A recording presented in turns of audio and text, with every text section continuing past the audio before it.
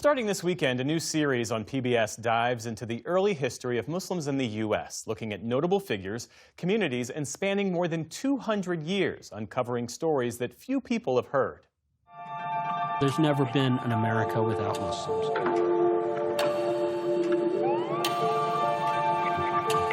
I'm one of 3 journalists following a trail. Each of us exploring a defining moment in American history. Tracing a legacy that's coming back into view. That's Jefferson's initial. There was one of the founding fathers imagining Muslim Americans. A completely new nation that included more than just Christians. It's a 6-part documentary called American Muslims, A History Revealed. It launches this weekend on PBS stations across the country and on the PBS app. Asma Khalid of the BBC is one of 3 hosts exploring all of this and joins us now. Great to see you. Great to see you. Thanks for having me. So what's the story that you're aiming to tell with this documentary series, and why does it matter right now? So, Geoff, I've been a long-time political reporter. I covered a lot of campaigns, and I will say that there's long been an active debate in our country about who gets to be an American. And I think that those conversations and that debate has become even more ripe now as we're inching closer to our nation's 250th birthday. Debates over who is an American, what it means to be an American, and whose story is told. And I think what's really interesting about this series and what attracted me to being a part of it is ultimately that the story is a lot more complex. It's a lot more nuanced. And I think that that's what people will find when they would see the series, is that there's a really diverse part of America that we're not always told about. You know, not just sort of on the margins, but central.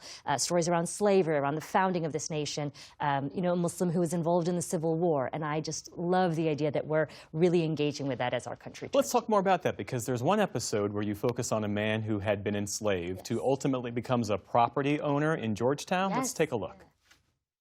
We know that some African Muslims left their names.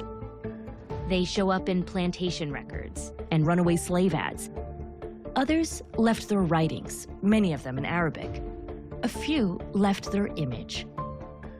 Among them was Mamadu Yaro, also known as Yaro Mahmoud. He was painted not once, but twice. It's one of the things that makes him stand out. He gives us a story of what it was like to gain freedom and then live after that and practice as a free person. I don't think we have any other story like that. What did you learn about his life that really stayed with you? So I would say what stayed with me the most is that I didn't know this story. I didn't really know the details of it all yet. And Geoff, I admit, I'm embarrassed to say that, because Mamadu Yaro was a slave in Montgomery County, Maryland, where I live. As you say, he bought a house. He lived in Georgetown, the streets that I have walked so many times. And I just wasn't intimately familiar with his story. We used primary sources in a lot of these documentaries, relying on letters, archive material, portraits, as you say. I mean, Mamadu Yaro's portrait hangs now in the Philadelphia Art Museum. And to me, that was just so important to know that, here I am walking these same streets, and there's a part of American history that resonates back with Muslims being here also for generations and generations that I had not really known. The series also traces Muslim communities coming to the U.S. from South Asia. What's the through line there? Yeah, I mean, there's a lot of stories that we looked at that I think are grappling with some of the key debates that we're grappling with now as a nation, right? Around issues of religious freedom, around issues of immigration. And the episode that you mentioned there around South Asian migration dates back to the early, let's say, 20th century. We had people coming from what is now India and Pakistan, which was then the British Empire, coming, settling in sort of California, Arizona, often intermarrying with Mexican women because of the racial laws at that time period. And long story short, there's a lot in those conversations and those stories that deal with immigration and questions of exclusion and inclusion that we are to this day dealing with around our immigration system. When viewers finish this series, what do you want them to walk away with or to understand differently that they might not have known before? I'd love for people to get a sense that the American story is a lot more complex than perhaps we all initially thought, right? And that Muslims are a part of that story.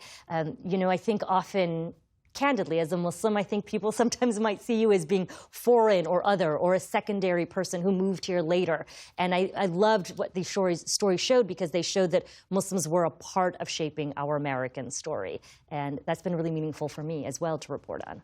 Asma Khalid, one of the hosts of American Muslims, A History Revealed, airing this weekend on PBS. Thank you. Great to see you. Great to see you.